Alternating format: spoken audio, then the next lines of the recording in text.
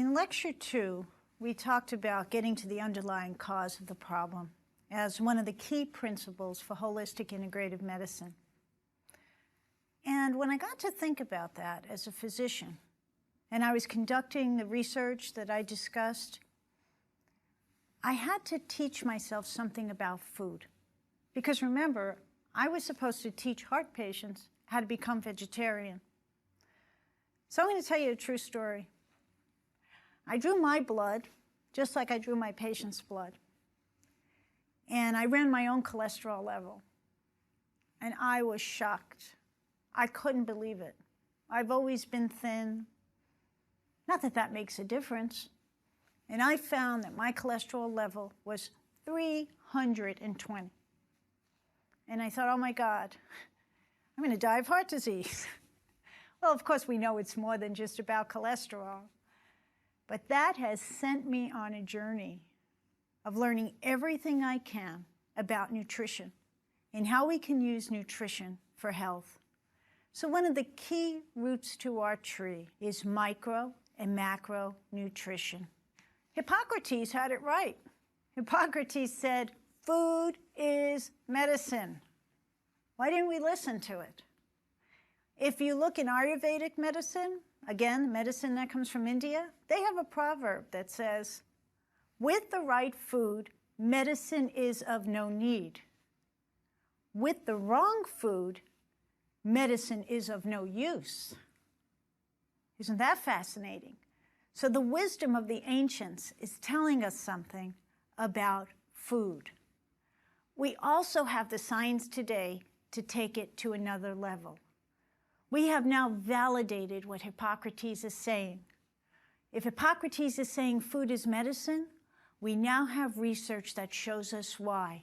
Because food is actually information.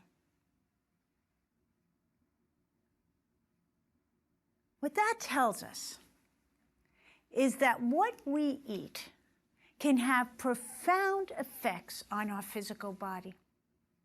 Let's take a look at a study that was done a number of years ago, but is still getting attention today.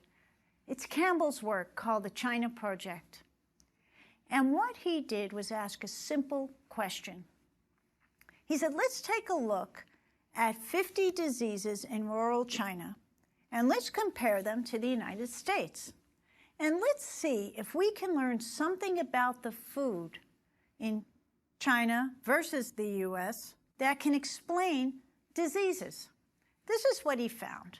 First, fat intake was twice as high in the United States. Of course, we know this. When we have a plate, it frequently has a steak on half the plate, if not 3/4 of the plate. Fiber, and that's our fruits and our vegetables, as you'll see in a few minutes. Legumes, our fiber intake in the United States was 3 times lower. Animal protein, beef, pork, lamb, 90% higher in the United States. So they said, can we take these differences in the diet and look at trends in disease? And this is what they found. Heart disease death rates 16-fold greater in the United States for men and 5-fold greater for women in the US in comparison to rural China. But it didn't stop at heart disease, because as you will learn as these lectures progress, what protects the heart protects the bones from osteoporosis, protects from diabetes, high blood pressure, and cancer.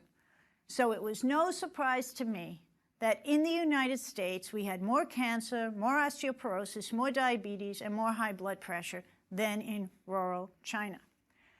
And just stop and think about it for a minute. I've been to rural China on a couple of occasions. And when you get a bowl of food, it is filled with green vegetables.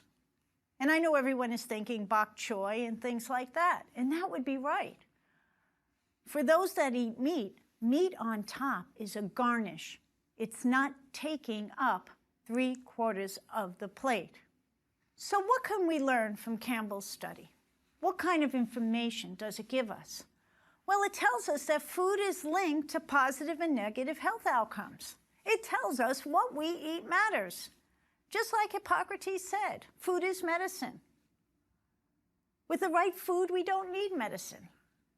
So today we're going to take a big look at some of the research that helps us understand this concept that food matters.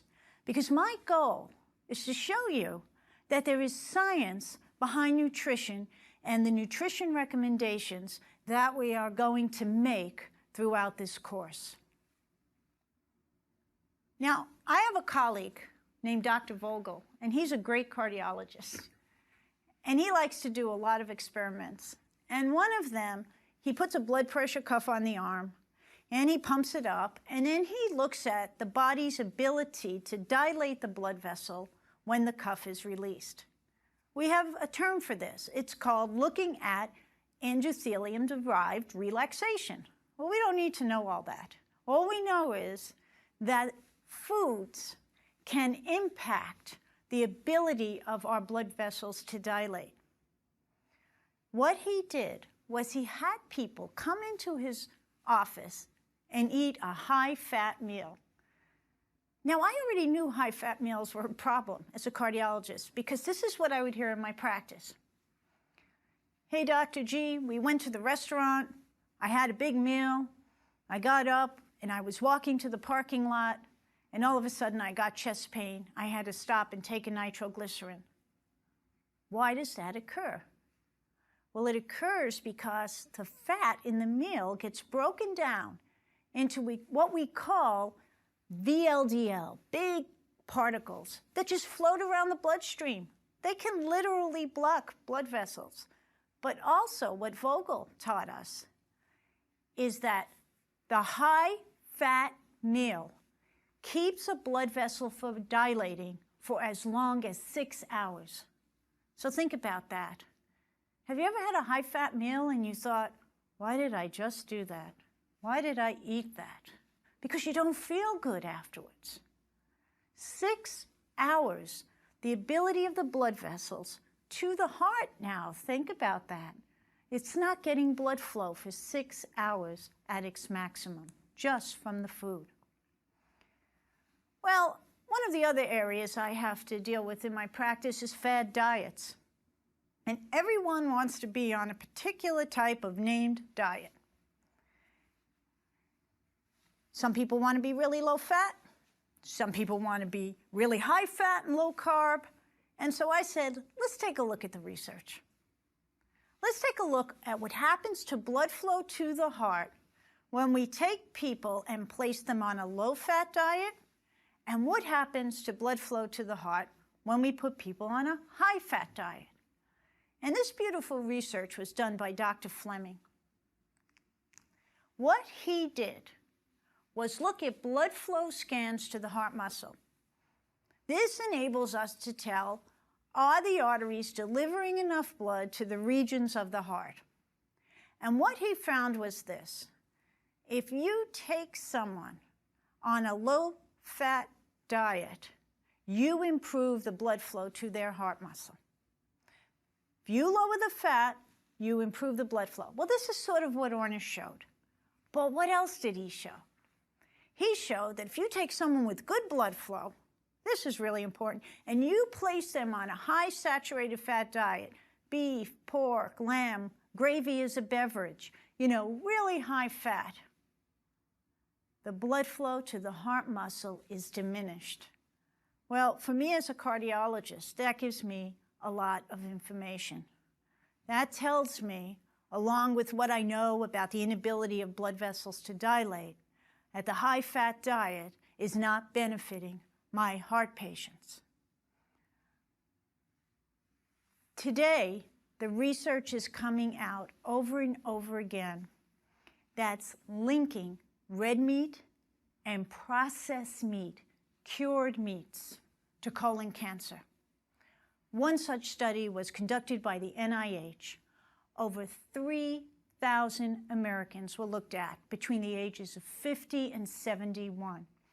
They identified about 2,700 cases of colon cancer. And they concluded, and this was done in 2010, that red meat and processed meat are positively associated with colorectal cancer. So it's not just a heart issue anymore. It's a cancer issue as well. We have other very interesting research that has demonstrated the same thing. If you were to take a look at Native Africans and compare them to African Americans, so two groups, native to Africa, those that have come here, what you would find is that the risk of colon cancer in a native African is 1 in 100,000, whereas the risk of colon cancer in an African American is 1 in 2,000. Now, there has to be a reason for this. And what this has been attributed to is animal protein, particularly the fat from red meat. We also know that for women with ovarian cancer, and this is also recent, 2010 research shows us that women who eat meat prior to their diagnosis of ovarian cancer, particularly red and cured meat, have a disadvantage in their clinical outcome. So it's not only about the heart, it's about cancer, and as you'll see in later lectures, we also have links now between obesity and cancer. We have about 100,000 deaths a year from cancer that are related to just being overweight, and we now know that that's related to too much sugar and simple carbohydrates in the diet. So I think it's pretty clear that diets high in red meat, which are inflammatory diets, and we'll talk more about that later, and high in saturated fat are linked to not only heart disease, but cancer as well. So the take-home message is, food matters. I tell my patients, if your body is a Rolls Royce, what kind of gas do you want to put in your car? I say, well, I have a Rolls Royce, I'm going to put the most expensive gas. Well, then why do we put junk food into our body? Well, the good news is this. Just like I can cite research on the negative, we're going to spend some time talking about what we can do that makes a difference. So the good news is we have as much research on the positive that tells us what we should be eating, how we should be eating, how much we should be eating, and so on. So on a good note, food does matter.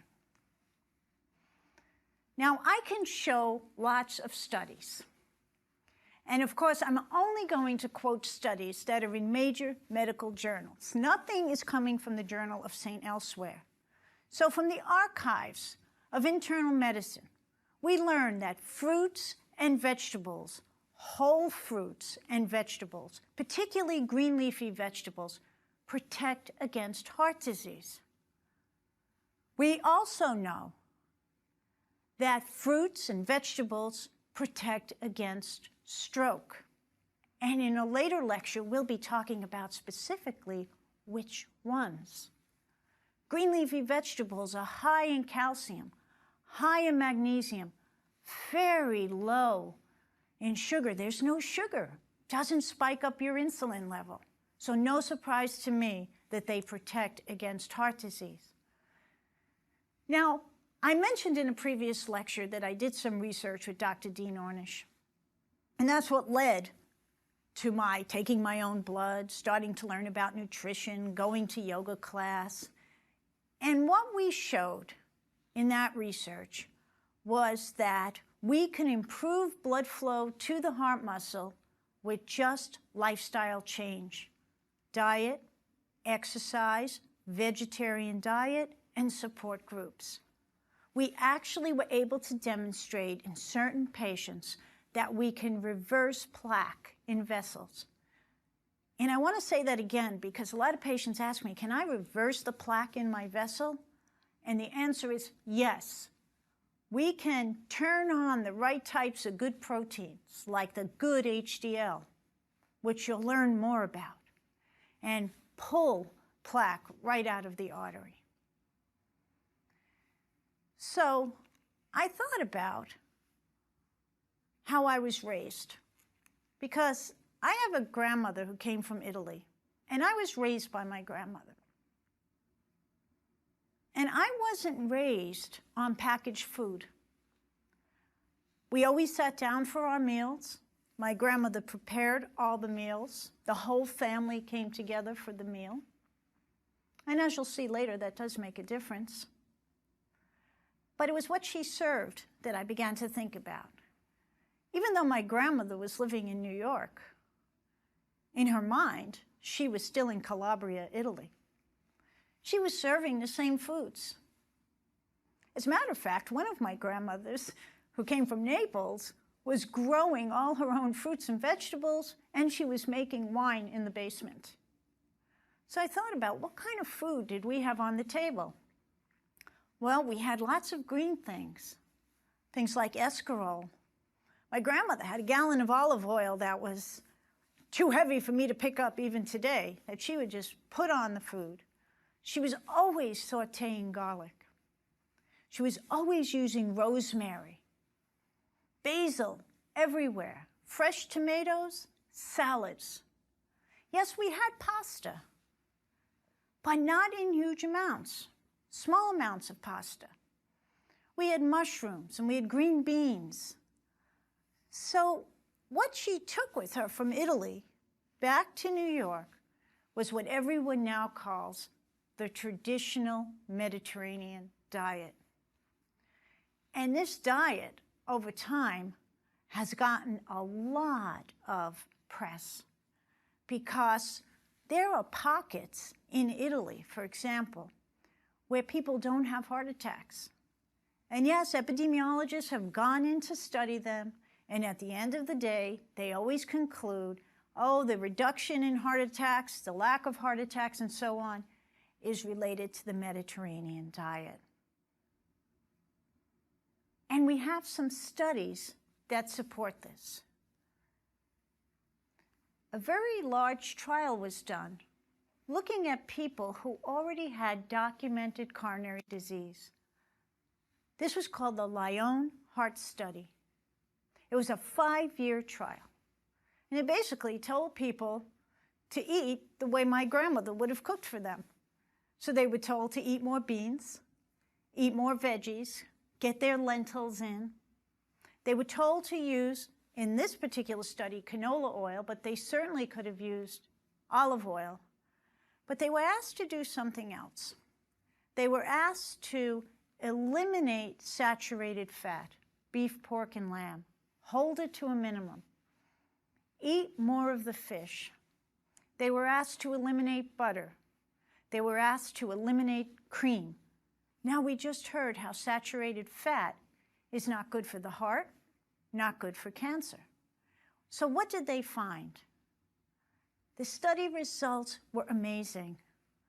The Lyon Heart Study showed a 70% reduction in cardiovascular events. There is no drug on the market that can give us a 70% reduction in anything, and this is the Mediterranean diet. What was even more astounding is late cancers were reduced 80%. People developing cancer later in life was also reduced. So not only, again, were we helping the heart, which, by the way, if we help the heart, we help the brain, we help the kidneys, we help the bones, and so on, but we were also preventing cancer. Well, we know that other research is telling us the same thing. Some of my patients come to me and say, Dr. G, I'm too old. I'm too old to change. Will it make a difference in my life? I'm 75. I say, I want you to live 20 more years. I want you to live 20 more years. How do you want to live them? You want to live them with arthritis? Or do you want to have some health and vitality? And you know that everyone always tells me health and vitality. So another study showed that if we take older people, 70 to 90 years of age, and they follow a Mediterranean diet, and they just simply walk 1 to 1.5 miles a day. 50% lower rate of cardiac events and mortality. Everything was affected in this study. This was called the HAIL trial. So we know that food matters. The research supports this. So why is this diet so effective? Why is the Mediterranean diet so effective? Reduction in cancer, reduction in cardiovascular events, improvement in mortality from eating beans and lentils and legumes and whole foods and fruits and fish. Why is it so successful? This is where modern day research comes in, because we now know it's about the type of fat in the diet and the type of carbohydrate in the diet. Now, we'll cover carbohydrates in a whole different lecture. But one thing my grandmother wasn't serving for dinner was white stuff. I wasn't eating white bread. I was only eating whole grain bread. My grandmother even made brown rice. And that's typical for the Mediterranean diet. There's not a lot of white stuff there. But it was also about the fat. There are two kinds of fats that are important to mention at this time. We call them polyunsaturated fats. That's our omega-6 and our omega-3. You hear this all the time because people say, I'm taking omega-3. Well, those are the polyunsaturated fats. And then we have monounsaturated fats, things like olive oil and nuts. In the Mediterranean diet, people were told, stay away from your saturated fat, your beef, your pork, your lamb, your lard, your cream, your butter. They were told to use canola oil, monounsaturated. And they were told to eat a lot of omega-3s. So what happens when we eat omega-3s, particularly in the form of fish? Well, I said at the beginning of the talk, food is information. And here's a perfect example. If I decide that I'm going to eat sardines, or I'm going to eat a wild salmon, I'm going to send a signal to my genes that's going to produce proteins that prevent blood from clotting and block inflammation. And inflammation is linked to heart disease, Alzheimer's disease, arthritis, everything you can think of. So just eating the omega-3s in the form of fish prevents the inflammation.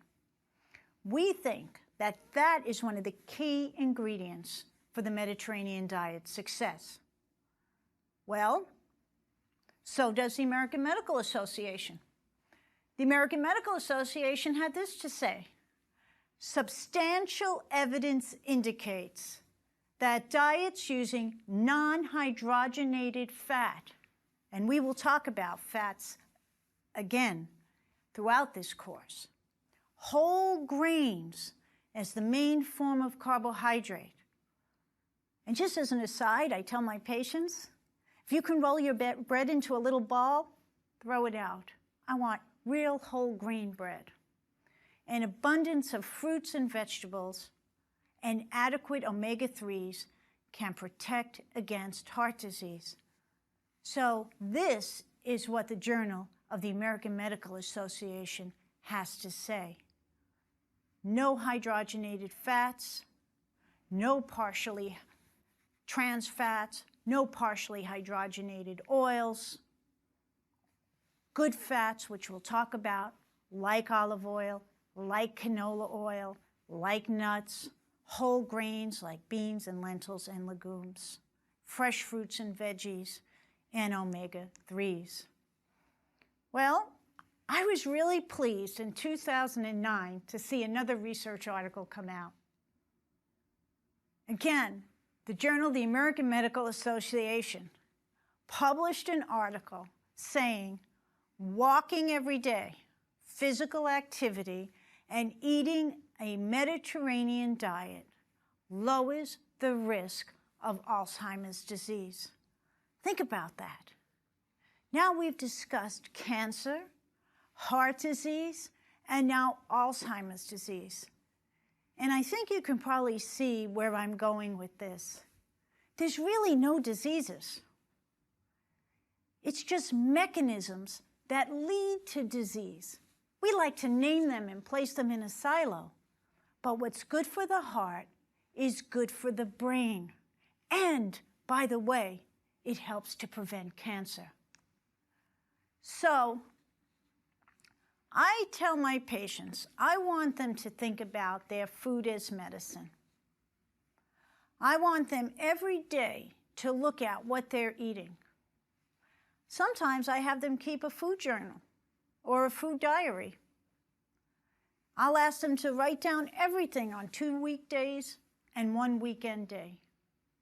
And then we'll look at it together. I'll ask them to take their dinner plate, a nice round dinner plate, and split it in half.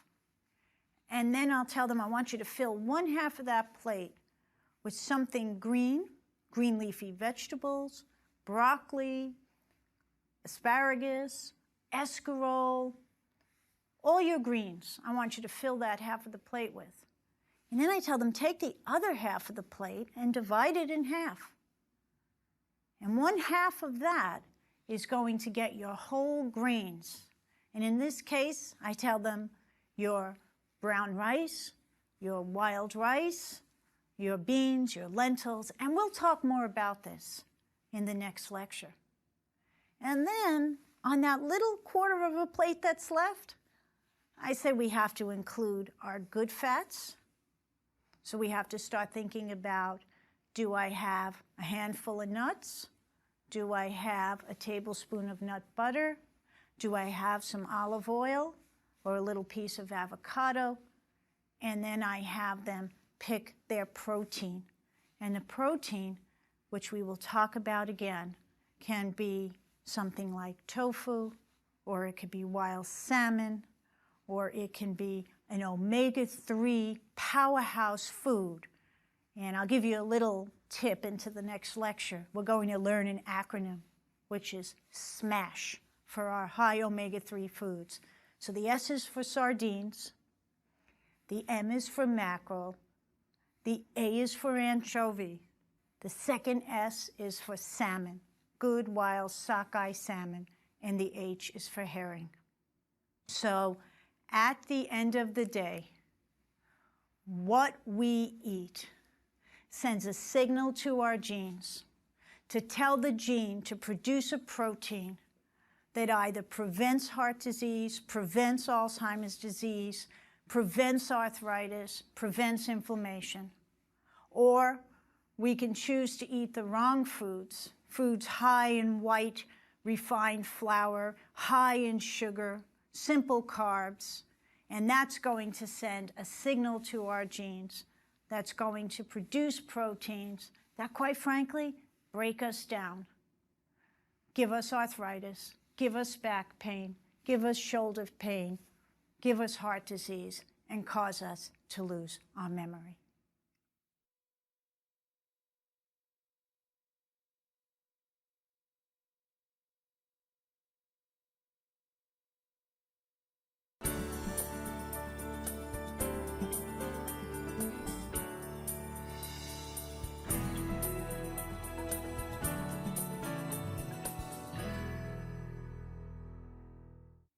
In the previous lecture, we had a long discussion about some of the research looking at how food impacts our health. We concluded, beyond a shadow of a doubt, that food matters. And as I tell my patients, food first. But not all food is created equally. There are some unique properties of different foods that make them what I like to call nutrition superstars. Let's get started. The first nutrition superstar is whole foods. Now, many of my patients look at me when I say, I want you to eat whole foods. I want you to eat real food. What do I mean by that? I don't want your food to be processed, to be refined. I don't even want it to go past a filter and be juiced. I want you to eat the whole apple. I want you to eat the whole grain, the whole bean, and the whole vegetable, just the way the earth gives it to us, whole. Why do I want you to eat whole foods? Because whole foods are very high in something called phytonutrients. Now, phytonutrients come from plants, and they come from vegetables and fruits, and we even see them in other foods as well. They have beneficial effects on our body, and these effects are even above the vitamins, the minerals, and the micronutrients that we get when we eat a food. There are over 10,000 phytonutrients. They have antioxidant effects. They can boost the immune system and therefore prevent cancer. They are anti-inflammatory. They can prevent heart disease and Alzheimer's disease. They are even antiviral, antibacterial. Some of them actually behave like antibiotics. We typically find these foods in colored vegetables. The deeper the color, the darker the berry, the redder the grape, the more phytonutrients it has. We find them in vegetables, we find them in fruits, but we also find them in my favorite food, chocolate. And we'll talk a little bit about that in another lecture. But nuts, flax, seeds, even olive oil are excellent sources as well. So what happens when we refine a food? You may notice on a breakfast cereal box that it says fortified with vitamins and minerals. Well, that word fortified is one of my red flags, because if we have to fortify a food, that means we took everything out of it. So for example, if we take brown rice and we decide to make white rice, we are stripping the rice of all its good stuff. Refining foods remove important vitamins and minerals. For example, 77% of thiamine is removed from a refined food. You can only get thiamine from food. You can't get it in any other way unless you take a supplement. And refined foods strip it right out. Iron, 76% is removed. Now, I know this audience knows that iron is needed to make red blood cells. And my favorite mineral, magnesium. Magnesium is needed not only to keep our bowels moving, but the heart loves magnesium. It prevents extra heartbeats, skipped heartbeats, what we call in cardiology arrhythmia. 85% of the magnesium is removed from refined foods. What about our bones? When we refine the food, we pull out copper, zinc, calcium, everything that we need to have strong and healthy bones. And this is just a little bit of the list. So, one of the greatest things that Whole Foods gives us is fiber. Why do we need fiber? Fiber's like a miracle food. Soluble fiber, which we find in foods like beans and peas, even nuts and apples, all of our vegetables. Fiber is so important in lowering cholesterol and in lowering blood sugar. I have patients in my practice that can't take statin medications for their cholesterol. The first thing I tell them is every morning, I want you to make steel-cut oats. I see drops in cholesterol from 50 to 70 points just adding fiber to the diet.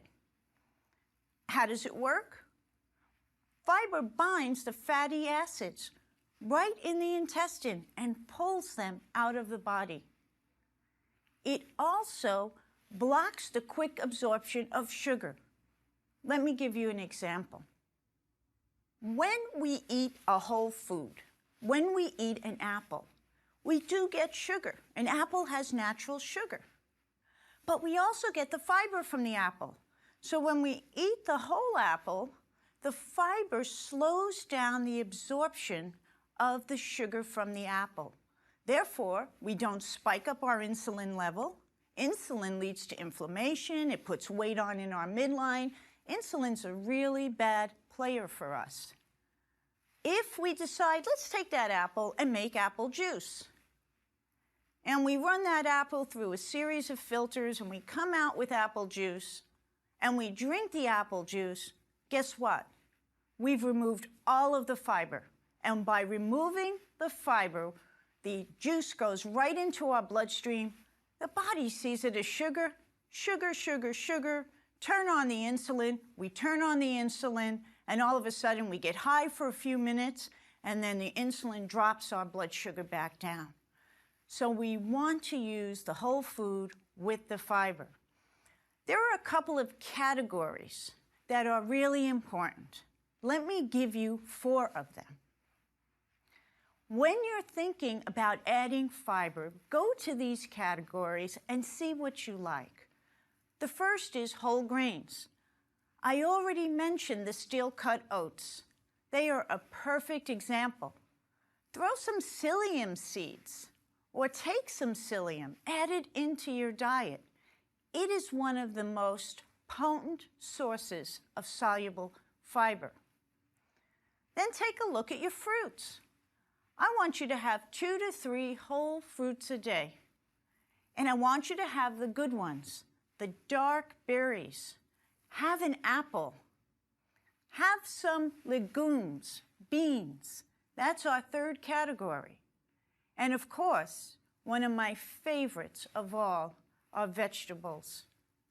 Vegetables, particularly green leafy vegetables, have calcium, good magnesium. They have no sugar at all. They don't spike up your insulin, and they have lots of fiber. So let's just review for 1 minute.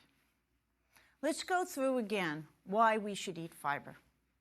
Fiber lowers cholesterol. Fiber lowers blood sugar. Fiber prevents constipation. I see so much constipation in my practice.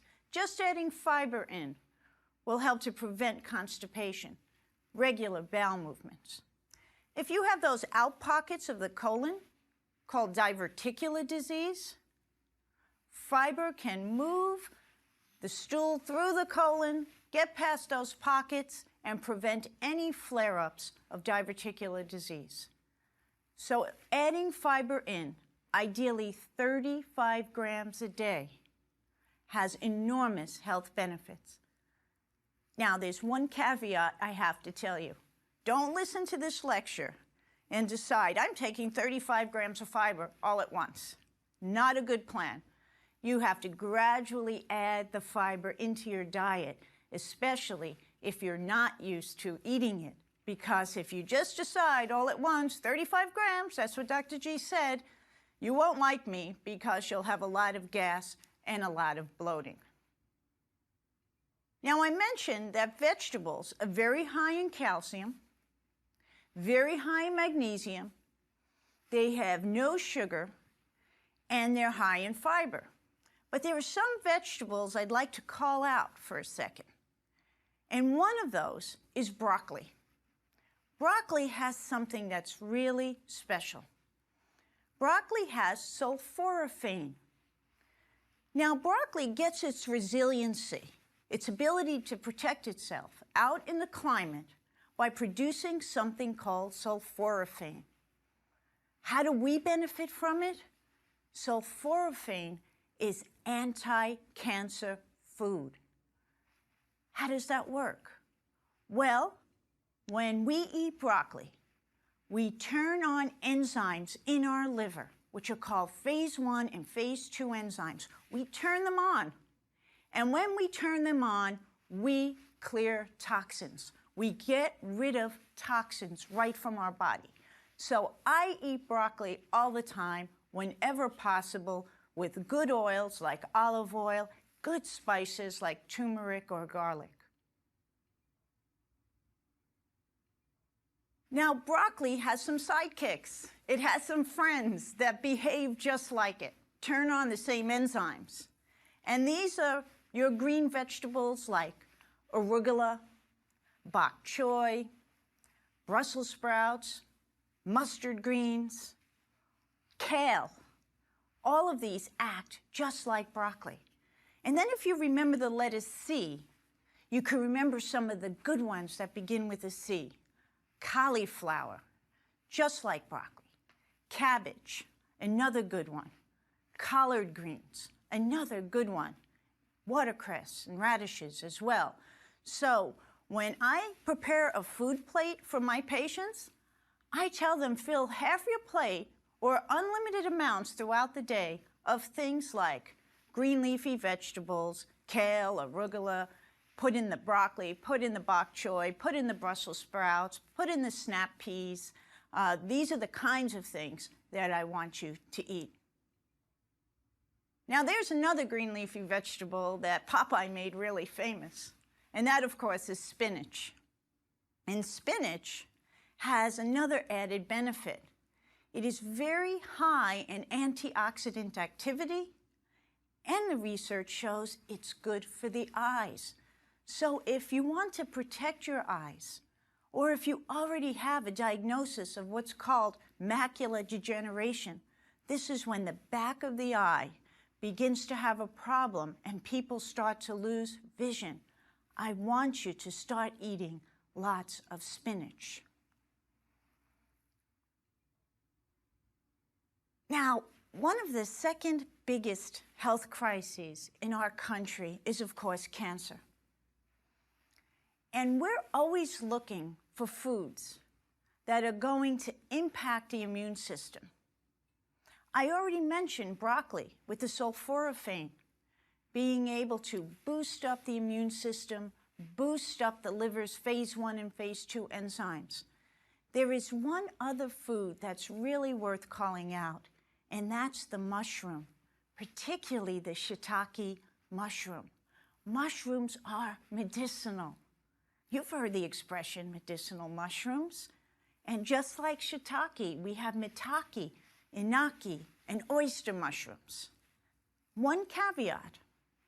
I don't want you to go out and buy those little white button mushrooms and decide, I'm going to slice these up and put them on my salad, because those can actually have toxins.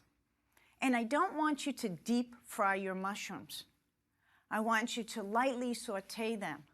And if you really want to soup up the anti-cancer properties, saute them in turmeric. Turmeric, as you will see in our herbal lecture, is one of my tried and true herbs for cancer prevention. Now, many of my patients have heard the research on lycopene. Where do we get it? We get it from tomatoes. Lycopene appears to prevent prostate cancer. It may even end up being a treatment for prostate cancer. And it has some other added benefits. It can even lower blood pressure and block the platelets from sticking together, which, by the way, is the first step to having a heart attack, sticky platelets. So add some lycopene in, slice up some tomatoes. But what I don't want you to do, if you tend to have heartburn, for example, don't go and make a lot of red tomato sauce, because that can really make heartburn worse. Let's move on to another category. Let's take a look at some of the berries. You remember when I talked about phytonutrients, I mentioned berries. And I said the darker the berry or the darker the grape, the more phytonutrients it has. Well, probably one of the king berries is the blueberry. Blueberries contain something called anthocyanosides. That's a long word. Basically, what that translates into is there is a component of the blueberry that protects the eye. So again, just like we talked about earlier with the spinach, adding blueberries into your diet not only gives you the most potent antioxidant, which is good for your heart, but it also is giving you something special for your eyes. And a third thing that blueberries can do, they can actually block bacteria from sticking to the lining of your bladder. So when I see women in my practice that say, you know, Dr. G, I get those urinary tract infections all the time. I say, let's add some whole blueberries, organic, to your diet. And let's also add my second favorite berry, the cranberry. Cranberry is actually like taking an antibiotic. It has something called hippuric acid. And just like the blueberry, it blocks E. coli, one of the common pathogens for urinary tract infections, from sticking to the lining of the bladder. So those are some of the superstars. There are many. This is just a tip of the iceberg. We talked about fiber, and we said we get our fiber from our fruits and our vegetables, our whole grains, our oats, our steel-cut oatmeal, and our beans. But we also get fiber from another source. We can also get it from nuts. And I mentioned in a previous lecture that I've been a vegetarian for many years. So as a vegetarian, I have to incorporate nuts as a source of protein in my diet. Now, nuts have lots of wonderful properties. They contain micronutrients, magnesium, which I mentioned is good for the heart, zinc and calcium, which we talked about being good for the bones. They also have vitamin E, which is an antioxidant, protects the brain, protects the heart, and they have fiber. If we have to have a king of the nuts, we would have the walnut. The walnut has over 16 polyphenols. These are phytonutrients with strong antioxidant ability. They protect our heart. They protect our brain.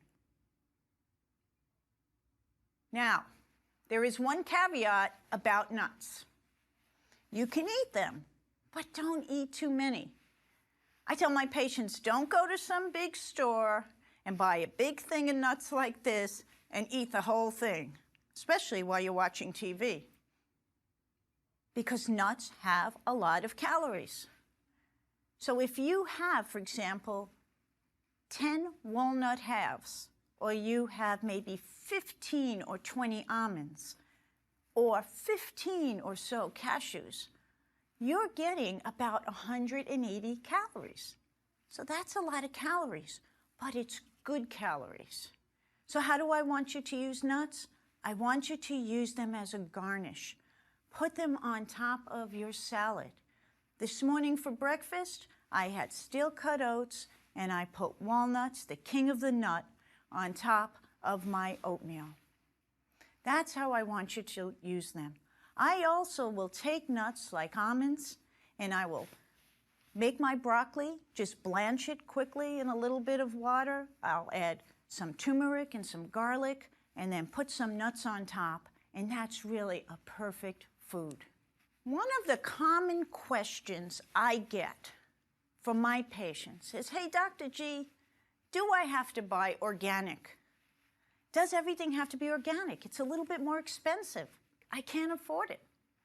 And this is how I teach it to my patients. I say, if you buy organic, you're not getting the fertilizers that are chemical fertilizers. You're getting natural fertilizers. You're not getting anywhere up to 450 pesticides. Do you know that non-organic strawberries have been sprayed over 30 times before they get to your supermarket? You also are not getting hormones and antibiotics. You're getting crop rotation, meaning the soil, the organic soil, has all of the micronutrients that we need. So I tell my patients, sorry, but I prefer you to buy organic. If someone wants to buy non-organic, I say, okay, let's go after the ones that are really a problem. That means the dirty dozen. And you can go to a website called the Environmental Working Group, and they list the dirty dozen. They change it all the time. They're monitoring the food. But the way I think about it is this way. If it has a thin skin, a strawberry, a berry, an apple, a peach, a pear, a plum, I want it organic. If I can peel it and it has a thick skin, like an onion or an avocado or a mango or a pineapple, I'm a little less worried about it being organic. So we talked a lot about fruits and vegetables, and we have to think about our dinner plate again. If half of our dinner plate is our green leafy vegetables, and we're having our 3 whole fruits a day, and a quarter of our dinner plate is our whole grains, our wild rice, our beans, our lentils, we have to decide about our protein, and we also have to decide about our fat. This is an area where I see a lot of confusion. There's so much confusion about fat. So let's take a minute to walk through the different kinds of fats. Saturated fats are solid at room temperature. They are the kinds of fats like lard, cream, even cheese. These are saturated fats. Butter is an example of a saturated fat. It's solid at room temperature. Then we have something called unsaturated fats. And there's 2 big categories. This is the way I like to remember it. Monounsaturated fats typically come from the earth. They are things like our olives, so our olive oil, our nuts, our seeds. Those are all monounsaturated. And then, this is where it gets a little tricky. We have polyunsaturated. And there are 2 big groups here, the omega-3s and the omega-6. Omega-6 comes from corn, corn oil, safflower oil, sunflower oil, and a few others. The omega-3s we have talked about. They come from fish. Remember, we talked about sockeye salmon, sardines, mackerel, anchovy, herring. That's where we get our omega-3s. Now, why is it important? In the first nutrition talk, I mentioned a concept that food is information. The ideal omega-6 to omega-3 ratio is 2:1. The typical American diet is 20:1 or 50:1, depending on what you're eating. Don't worry about getting your omega-6s. It's everywhere. You have to worry about getting enough omega-3. Why? Because when you eat omega-3, when you decide, I'm having that wild sockeye salmon, I'm having those sardines, and we'll talk about omega-3 supplements, you are turning on genes that are anti-inflammatory. You produce proteins that protect you against heart disease, Alzheimer's disease, and cancer. So we want to have a good dose of omega-3s because the more omega-6 we have, the more disease we have. So, where do we go? What kind of fats do we eat? Well, I like olive oil. Olive oil has an omega-6 to omega-3 ratio of around 13. That's one of the best for an oil. Avocado oil is another option. And it's even better for cooking than olive oil. Olive oil can't be cooked under high temperatures. Do not boil your olive oil. Do not cook olive oil in a high flame. It becomes toxic. If you're going to cook in high temperatures, use avocado oil. And of course, the perfect oil is the macadamia nut oil. Get this. This oil has an omega-6 to omega-3 ratio of 1:1. It is perfect. It also has a slightly higher heating point, so it can be used for cooking. I still like to use the avocado oil, and very rarely for high temperatures, a little bit of coconut oil. Small amounts. Remember, oil has a lot of calories. So let's go to one other very big category. The last thing on our plate is protein. What kind of protein do we eat? The hardest thing for me when I became a vegetarian was finding protein. I always thought of protein as beef, pork, and lamb, things like that. Well, I teach my patients that you can have protein from the earth or protein from animals. Protein from the earth are things like edamame, nuts, and legumes. Protein from animals, omega-3 eggs, low-fat yogurt, fish, chicken, and turkey. This comes up a lot in my practice. People will say, Dr. G, I have kidney problems. I can't eat protein. We don't want you to eat animal protein when you have kidney problems. We're not worried about the vegetable protein. It's the animal protein that puts a stress on the kidneys. So let's go through a series of our healthy choices. We've already talked about green leafy vegetables. There are some things you can eat unlimited amounts of. Things like artichokes, asparagus, bamboo shoots, bell peppers. Remember, those have to be organic. Broccoli, cabbage, cauliflower. Turns on those phase 2 enzymes.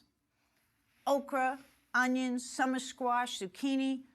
Eat these without limitation. Also, bring in more greens. The more kale you can do, the more escargot, the more Swiss chard, spinach we talked about, dandelion and arugula. This is all power food. This is your nutrition superstars. Have your 3 whole fruits a day. Make it a low-sugar fruit. Apples, cherry, peach, pear, plum. Go for those dark berries. They are perfect, even an orange or a grapefruit. What about nuts? Remember, use them as a garnish. Add the almonds on top. Add the walnuts, cashews, pecans, and even seeds, sunflower seeds and pumpkin seeds. Make your grains whole grain. If you can roll your bread into a little ball, I tell my patients, throw it out. We want you to have real grains, brown rice. White rice is out. We don't want that. Quinoa is in. Bulgur is in. Legumes, plenty of them. Lentils, beans, lima beans, kidney beans. The most digestible bean there is something called the mung bean. And make edamame. Snack on some edamame. It's a great snack. It's a soybean. You just blanch it in a little bit of warm water. You can put some turmeric on top, and you have a perfect snack food. Protein, remember smash. Those are our good fish. We have our omega-3 eggs. Why do I want them omega-3? Because the ratio of the omega-6 to omega-3 is better in those eggs.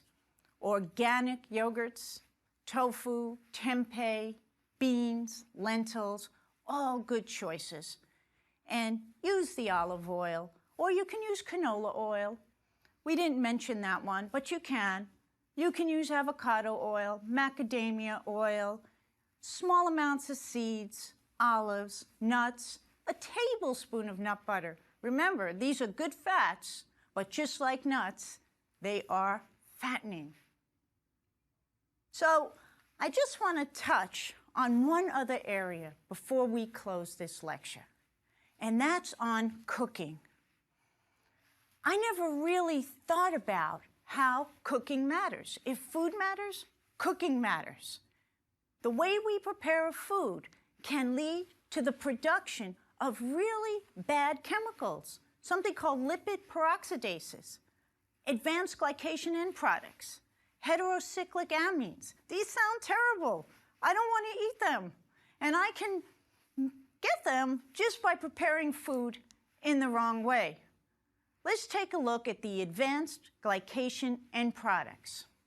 These guys make proteins more likely to rev up our immune system. They lead to inflammation. They accelerate aging. And they make heart disease much worse, brain disease much worse. They totally rev up the inflammatory response. So how do